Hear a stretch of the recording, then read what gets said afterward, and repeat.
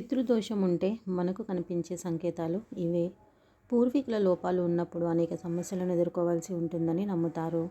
పితృదోషం కారణంగా ఆకస్మిక బాధలు, ధనం లేకపోవడం, ఆధ్యాత్మిక పనుల్లో ఆటంకాలు, గృహ బాధలు, పురోగతిలో ఆటంకాలు, వివాహ జాప్యం, సంపదల రాకలో ఆటంకాలు, విద్యలో ఆటంకాలు, ఆత్మవిశ్వాసం లేకపోవడం, వంశాభివృద్ధిలో ఆటంకం, భయానక కలలు, మానసిక అశాంతి, కుటుంబ సభ్యులు తరచూ అనారోగ్యానికి గురి కావడం, జీవితంలో ఇబ్బందులు పడటం, ఇలాంటి అనేక సమస్యలను పితృదోష లక్షణాలుగా భావిస్తారు. పితృదోషాన్ని వదిలించుకునే సులువైన మార్గాలను ఇక్కడ తెలుసుకుందాము. పితృదోషం నివారణకు పరిహారాలు ఇక్కడ తెలుసుకుందాము.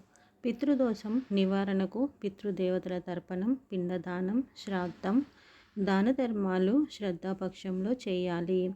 పితృదోషం నుండి ఉపశమనం పొందడానికి చార్ధామ్ తీర్థయాత్రల్లో చనిపోయిన వారికి పిండ ప్రదానం చేయడం చాలా పవిత్రంగా భావిస్తారు.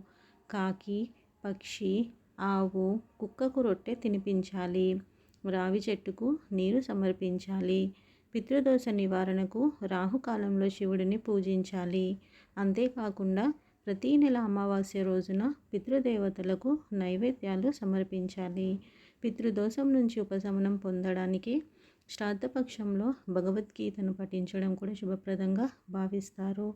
శ్రాద్ధపక్షంలో పూర్వీకుల శాంతి కోసం నీరు, తర్పణం, పిండ ప్రదానంతో పాటు మీ పూర్వీకుల పట్ల నిజమైన గౌరవాన్ని ప్రదర్శించండి. ఈ వీడియో కనుక మీకు నచ్చినట్లయితే లైక్, షేర్, సబ్స్క్రైబ్ చేసుకోండి. మరొక మంచి వీడియోతో మళ్ళీ కలుద్దాము.